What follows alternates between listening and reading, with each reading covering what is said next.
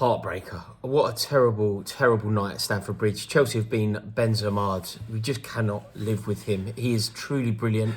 A sensational centre-forward, a dazzling performance from him. A hat-trick again. And Loz, am I right here? Are Chelsea out of the Champions League? I mean, at this point, you're playing against the best player in the world. I think he might be the best player in the world right now. Two back-to-back incredible Champions League performances which changed the game for a team that at times looked like they were actually quite vulnerable. And without him tonight, I do think it's a different result. Oh, of course. Which makes me think there is hope. I mean, there were moments from Chelsea, there were chances created, and we should have been more ruthless. If Romelu Lukaku scores that header, for example, it's a different story. If Hakim Ziyech hits that beautiful shot slightly lower, it's a different story. If Cesar Azpilicueta's beautiful, clean, crisp strike that is heading into the top corner isn't tipped wide by Thibaut Courtois, it's a different story. But as things stand, when I say Chelsea have a mountain to climb, that suggests that they can climb that mountain. It suggests that there is a possibility for Chelsea to go through, and I'm just not sure I think that. Is it over? No, because tonight you guys actually did create some chances. It makes the difference. It makes a huge difference going to that second leg, especially if you score early. And the big difference for me is no away goals.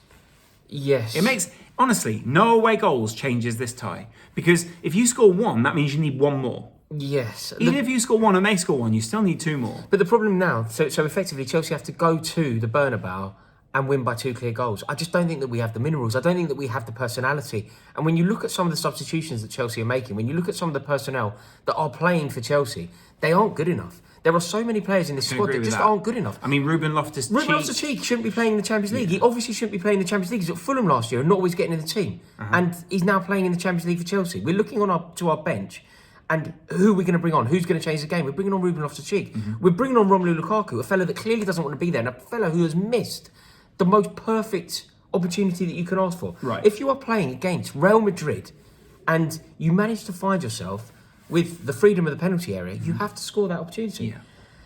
Combine that with the fact that we were the architects of our own downfall. Like, at half-time, I was quite happy because we'd been Benzema, he scored 2 beautiful, perfect headers. They really were. They were genuinely, both of them, with the technique that you would go, we should copy and paste that. The first goal, the cross is whipped into him and he just redirects it straight into the near side top corner. Surprises the goalkeeper. Amazing header. I mean, it's positioned right into that top corner. It's an exquisite header. Agreed. The second header, it's the rule of football, the school that you are taught when you are a youngster. You go back where it came from. You head it back where it came from. The problem is, why is he in that much space in the penalty area when we are playing 3 centre-halves? But regardless of that, it happened.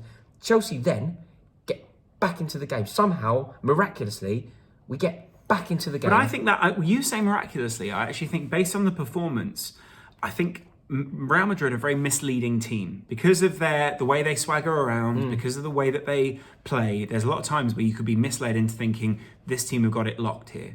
I think that if you go at Real Madrid in this second leg and you don't have the mistakes from Mendy, you don't have your Mason Mount has a good game. Maybe you start Thiago Silva being caught for that second goal. The ball is cut back from the right, and I think it's Modric who whips it in first time, and Benzema effectively just runs away from Thiago Silva and heads it back where it came from, and it's a goal. You think that is so simple, and Thiago Silva must be fuming with his own performance. He must be fuming. I mean, that was probably one of the worst performances I've seen of your back line. And since the last one, since the Brentford one. But you guys have also conceded 4 against Brentford. I actually think this was actually a worse performance in terms of organisation than the one against Brentford. Yeah. Because it was more of a blitz against Brentford. This felt like a whole half where you guys were so poor. But then, do you know what happened? The worst thing of the lot, by hook or by crook, we got back in the game. Beautiful ball over Jorginho, and Kai Havertz heads it in. Your man of the match. If you had to pick a man of the match, Kai Havertz is man of the match. 2-1.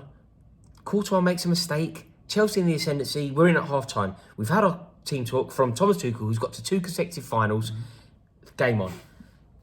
What are we talking here? Seconds into the second half. And literally, I think it was 1:10 when Mendy receives the ball, and you think, okay, it was exactly, again, the fundamentals you're talking about. It's going, get the ball away, just get the ball away. Either Mendy or Rudiger do that.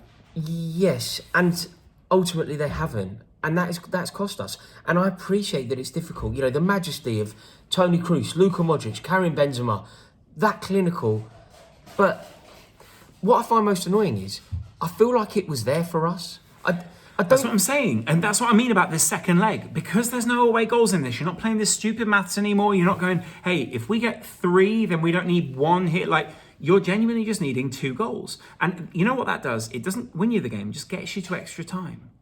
The problem you have is Benzema's on the other team, and in the previous game he did that thing where he went, we're going to need some goals here, I'll go out there and score some. Yeah. And Vinicius was quite quiet tonight, actually.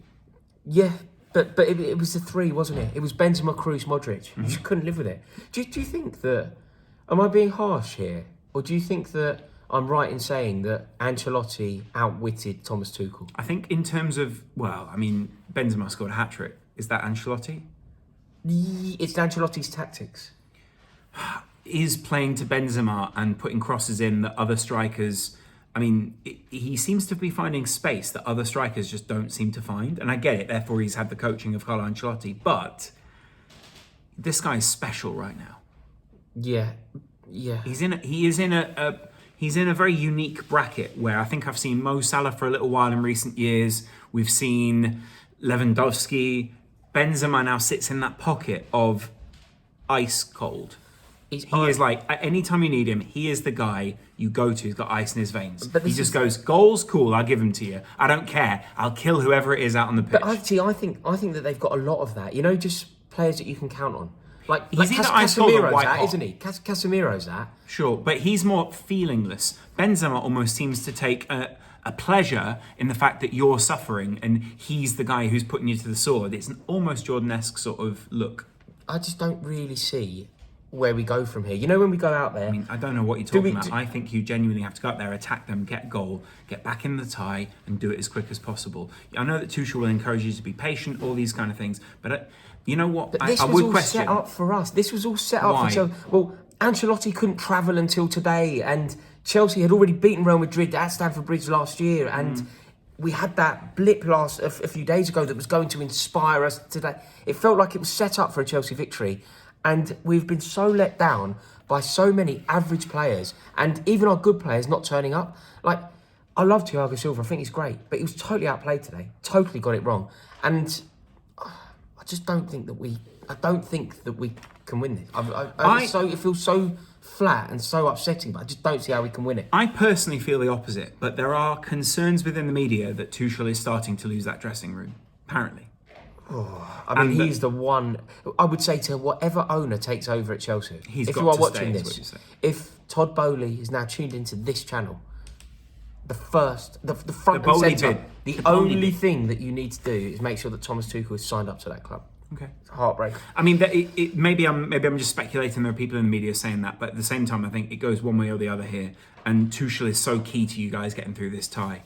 And let's face it. I don't know if it's Lukaku that makes that difference. Not him. No, absolutely not. Do you know what? The only thing I can say, I'm trying to be as positive as possible. If Chelsea are to win in the Bernabeu, it will probably be the greatest night in Chelsea's history in knockout competition. It would be up there with what we did to Barcelona. It would be up there with what we did to Arsenal in the Champions League. If we go to Madrid and somehow overturn this brilliant Madrid side. I mean, we have that's how the players need to view it. They have an opportunity to be. This is historic. I think you're in with a chance. I think if you score first, it makes a big difference. I think you'll learn a lot of lessons from this first game. And you know what I think you will learn? Don't leave Jorginho on his own in the middle. Don't leave Jorginho. I'll tell you where you leave Jorginho. Sure. In London. He did deliver the cross, though. Yeah, I mean, Kovacic is even a broken clock is right twice a day. Right, okay, but that's literally not. He's not a broken clock, and yeah, I get what you mean. No, but look, in terms of who we're going to bring on instead of him, you're looking at Loftus-Cheek, and therefore it has to be Jorginho. It's a shambles actually. I mean, so upset, man. So heartbroken. But thank you for your time, Loz. I appreciate you being. Thank you. I appreciate you coming on. Yeah, let's have a chat on yours now. We can look at it from a Madrid perspective. Thank you so much to everybody. Please click subscribe, drop a like. It massively helps me out. Sickening.